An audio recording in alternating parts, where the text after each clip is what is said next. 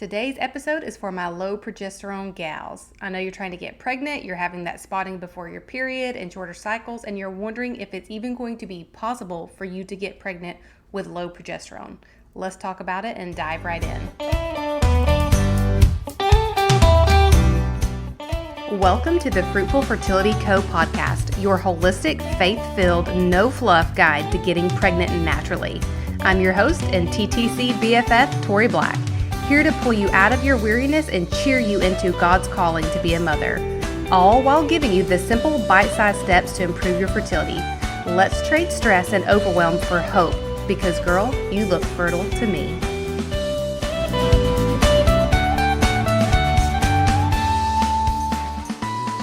Before we dive into this low progesterone episode, I want to talk about the free clarity call that we are offering.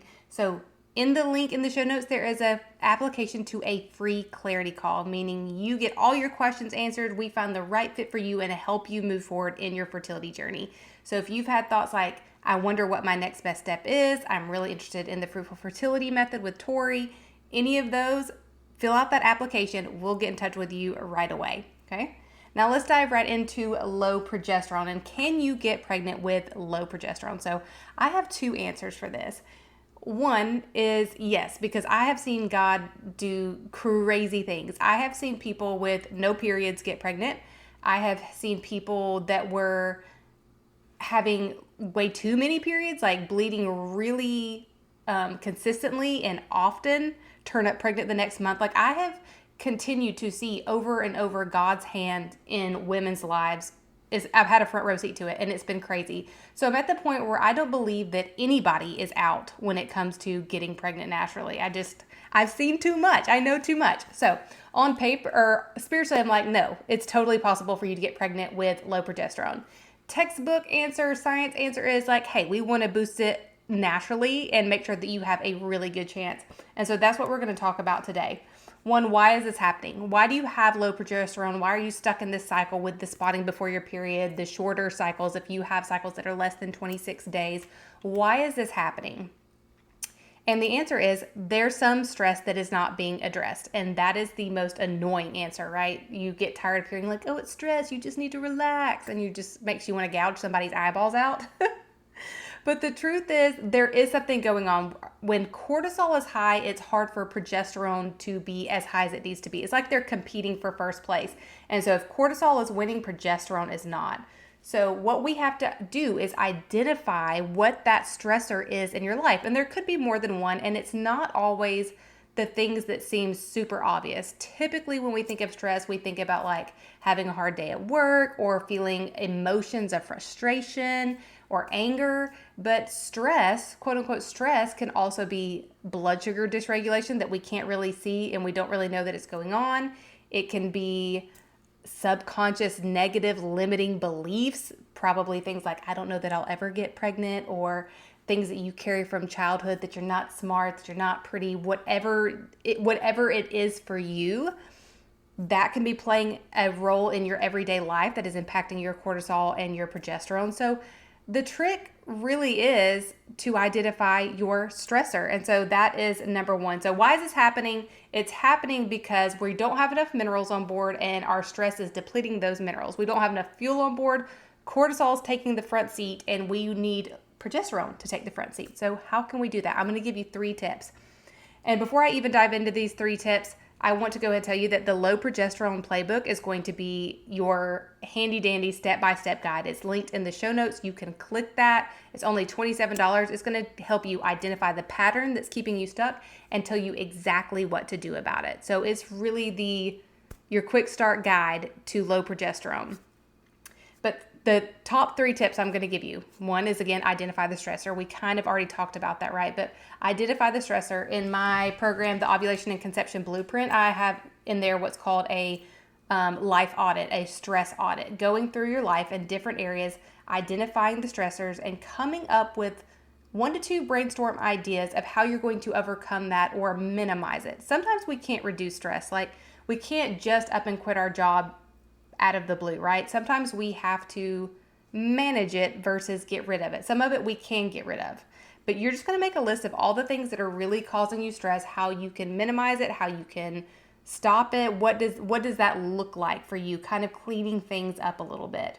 And this is what I do with my one-on-one clients as well. When I'm doing their intake paperwork, we're going over things like their cycle health, their health history, what they've tried in the past, but I'm also listening to the things they're not saying. I'm asking them questions about their family and their childhood and their current work situation, and really reading between the lines of like, okay, what is the stressor here? What's the thing we're not seeing that's really taking a lot of our time, energy, minerals, all the things, and creating this low progesterone or this hormone balance?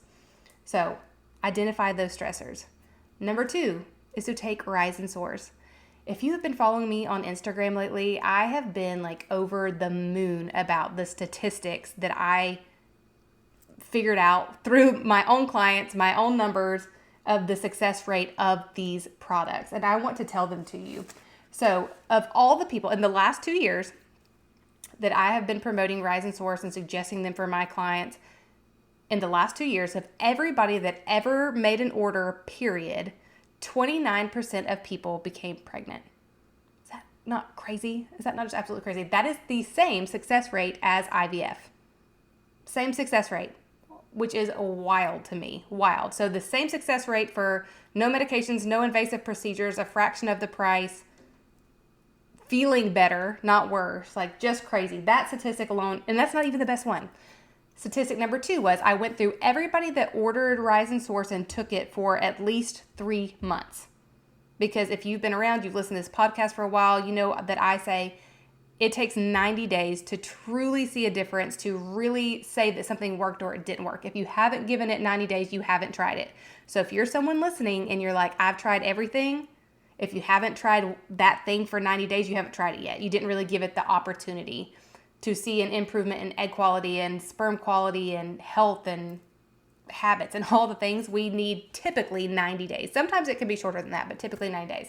So I really wanted to gauge that statistic. So for everyone that took Rise and Source for 3 months, 90 days or more, the percentage of the women that got pregnant was 40%. 40%.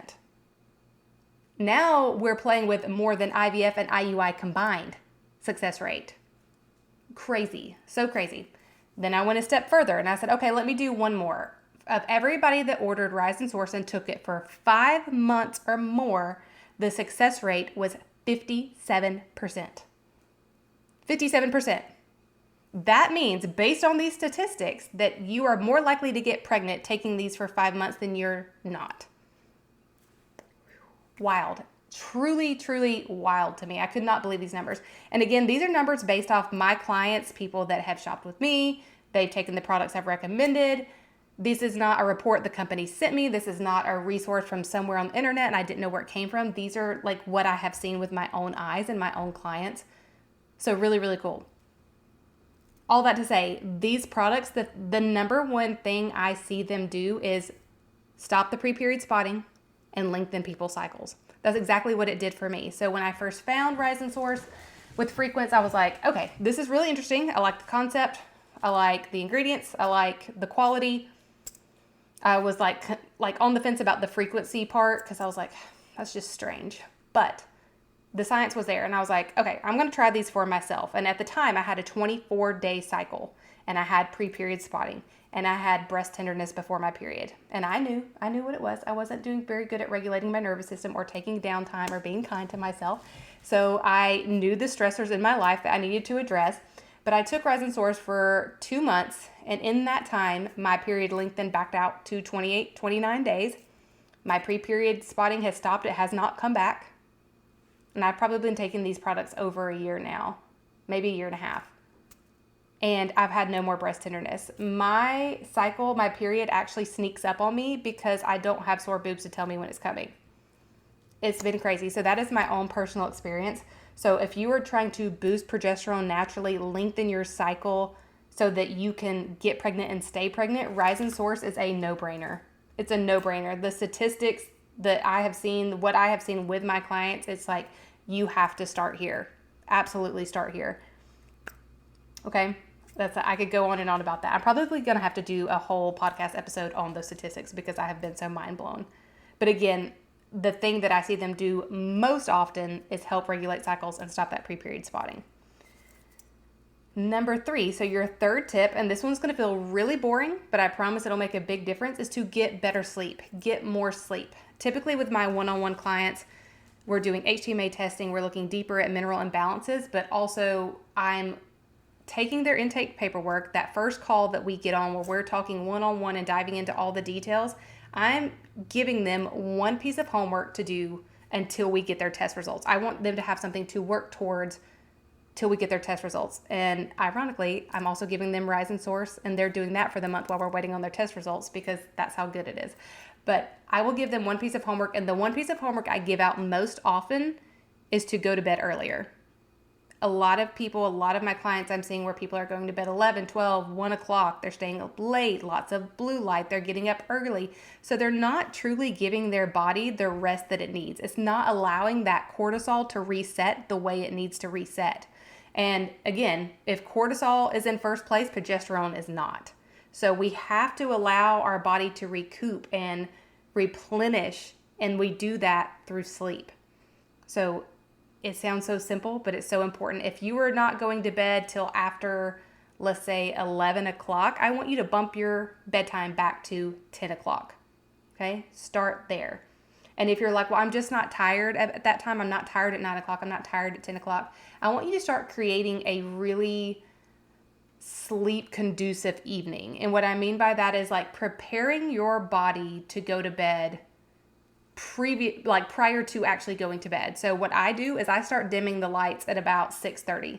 All the lights in the house that can be dimmed are dimmed. We're usually on we have actual dimmers on our lights. So that's what I do. But if you just have lamps, I want you to turn off the overhead lights and I want you to turn on lamps. And that tells your body, tells your mind, tells your body like, hey, the sun's going down. We're starting to get ready for bed because we're getting rid of all these artificial lights. It's also a great time if you have blue light blocking glasses to use those. If you're watching TV, let's put those blue light blocking glasses on. If you're scrolling your phone, let's put those blue light blocking glasses on. Even better if you put it down and you read a book. I'm a huge fan of Book of the Month Club. I'm a huge reader. I love it. I love a romantasy all day, every day. So I try very hard to read before I go to bed versus watching a show. Now, you don't have to be perfect. This is not about perfection. It's just about progress. So yes, there are plenty of nights that I'm watching Netflix up until the minute I go to sleep. But most nights I'm reading. I've already dimmed the lights, those kinds of things. And obviously stopping caffeine like around 2, 3, 4 o'clock before you go to bed. So these are really simple things that will cue to your body that we're going to go to bed earlier, and just getting in the habit of doing it. Just give it a try. You're going to start with 11 o'clock, and if you can bump it back to 10 o'clock, that would be even better. Okay. So can you get pregnant with low progesterone? Yeah. I mean, God can do anything, right? Is it better if we improve our progesterone levels? Absolutely. How are we going to do that? Number one, we're going to get the low progesterone playbook in the show notes. It's going to tell us exactly what to do. It's going to help you identify your stressors. It's going to tell you more about Rise and Source. It's going to give you a step-by-step plan to follow based on your patterns. And for today, we're going to go to bed earlier. Okay. I hope this was helpful. I love you guys. I will see you next week. Thanks for hanging out with me today. If this episode touched your heart or taught you something, I'd be honored if you share it with a friend who could use the information too. And if you want to be the real MVP, then would you also take 30 seconds to tap those 5 stars at the bottom and leave a written review telling me what you're loving? It lights me up to know this podcast is really helping you. Don't forget, you're super cute and super fertile, so meet me back here next week and let's keep chatting and learning together.